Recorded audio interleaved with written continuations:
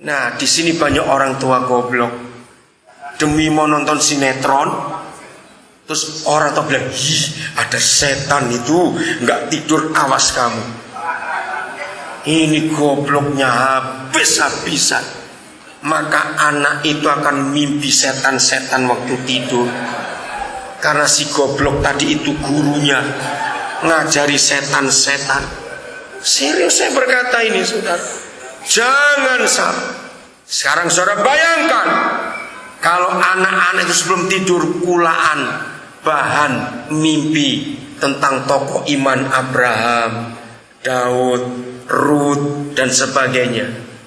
Maka ketika mereka tidur, Roh Kudus jadi sutradara, anak saudara jadi aktornya. Katakan amin.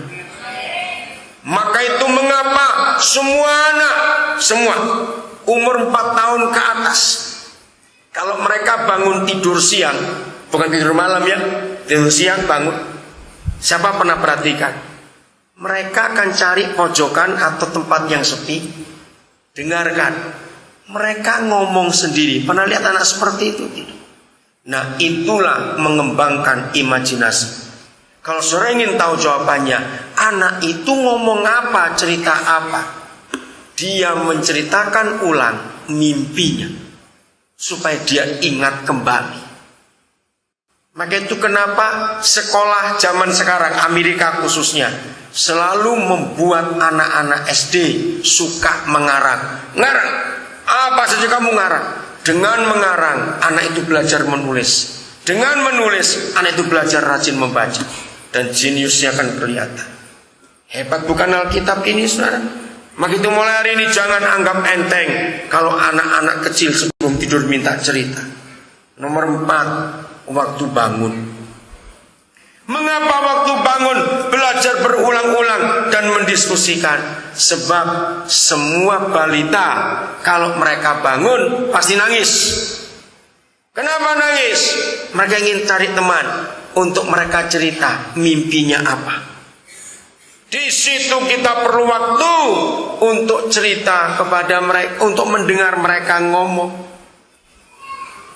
Hari ini dari ulangan 6 ayat 7 kita mendapat pelajaran yang luar biasa. Papa mama harmonislah. Betul? Bagian terakhir saya akan selesai. Belum selesai saudara, bagian terakhirnya. Supaya keluarga kita jadi jawaban bagi dunia ini, kita harus perhatikan anak-anak. Efesus pasal 4. Efesus pasal yang keempat, mulai ayat yang ke-25. Suami istri, ayo kita belajar kebenaran ini supaya kita jadi keluarga yang diberkati betul oleh Tuhan. Efesus 4 mulai ayat 25. Inilah cara kita rukun di rumah, harmonis di rumah. Ini penting sekali. Maaf, saya terlalu cepat. Satu ayat dulu sebelum Efesus 4. Ibrani 13 ayat 4. Maaf ya, catat dulu. Ibrani 13 ayat 4. Saudara, di kota Probolinggo, bulan Juli tahun 87, saya mendapat pewahyuan Ibrani 13 ayat 4. Saya kagum. Waktu itu bersama dengan Ibu Kristineri, saya di rumah Kuacong waktu itu. Saya merenungkan apa yang Tuhan mau kerjakan dalam hidup kita. Saudara, di dunia ini tidak akan ada pemerintah, negara dan bangsa apa saja yang buat sensus tempat tidur rakyatnya. Itu pemerintahnya pasti nganggur. Sensus tempat tidur. Tapi surga membuat sensus tempat tidur. Katakan amin. Hendaklah siapa saja, baca, hendaklah siapa? Kamu semua penuh apa? Hormat terhadap apa? Perkawinan.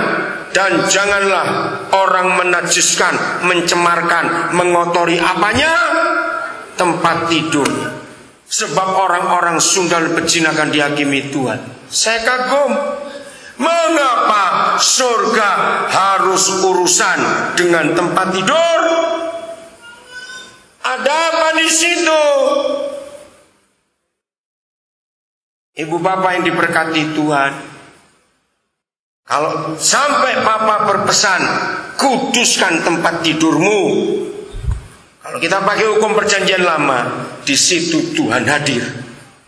Jadi tahta Tuhan Yesus di dunia itu di tempat tidur suami istri. Katakan amin. Saya kagum betul, saudara. Maka itu suami istri untuk membuat surga ada di rumah tangga kita, maka tempat tidur kita harus kita jaga. Saya akan ngomong langsung saja. Kalau suami istri nggak beres di tempat tidur, ngerti maksud ini ya? Nggak beres hubungan suami istri, keluar kamar, muka kita jeleknya luar biasa. Betul nggak? Kalau saudara punya anjing, anjing pun tahu. Loh serius, anjing itu teliti. Kalau kita nggak beres tempat tidur, saudara. Nah, saya belajar dari anak-anak. Lihat suami istri. Mengapa anak-anak kita paling suka main di tempat tidur kita? Jawab ya atau tidak. Padahal mereka punya kamar sendiri, punya tempat tidur sendiri. Kalau kita lagi di kamar berdua, mereka langsung ribut sudah di situ. Main lompat-lompatan, lempar-lemparan, gulat, senang sekali. Nah, di situ mamanya yang cerewet. Aduh, spray baru dicuci apa? Nah itu, awas mama-mama cerewet. Anak-anak tahu ada surga di tempat tidur itu, maka itu mereka mainnya di situ. Tapi lihat saudara, kalau kita dua lagi nggak beres, walaupun nggak pakai ngomongan, aneh. Anak-anak nggak akan main ke situ lagi. Mereka bisa rasa ada apa. Hebat betul anak-anak itu. Maka itu betul kata Tuhan Yesus, belajarlah dari anak-anak. Kalau kita beres di tempat tidur, keluar kamar wajah kita itu beda. Anjingnya pun ngerti. Kalau kita keluar kamar, wajah kayak kodok jelek begitu, saudara. Anjing langsung minggir masuk bawah kolong meja. Aku ditendang. Karena kita lagi uring-uringan berdua. Hebat ayat itu, saudara. Kalau kita beres keluar kamar, anak-anak kita senang lihat wajah papa mamanya bersinar-sinar. Maka itu tempat tidur jangan pernah diremehkan.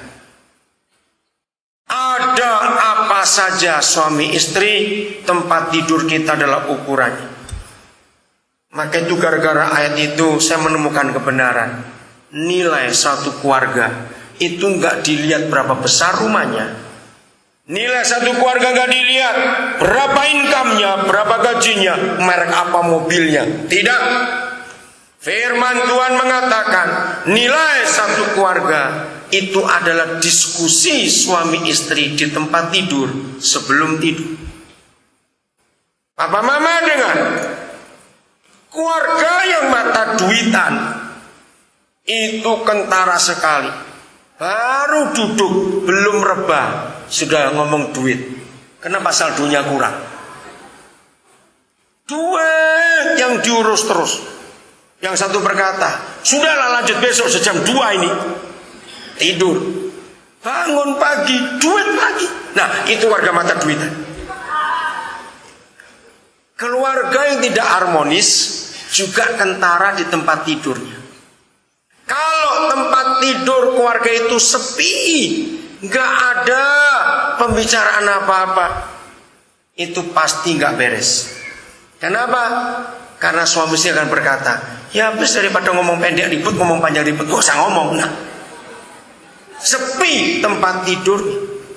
Maka itu kalau saudara punya tetangga, keluarga yang kelihatannya ayem-ayem, tenang-tenang, belum tentu bisa-bisa perang dingin. Kenapa? Habis ngomongnya pendek-pendek, BI, iyo, gak embo. Nah, aman.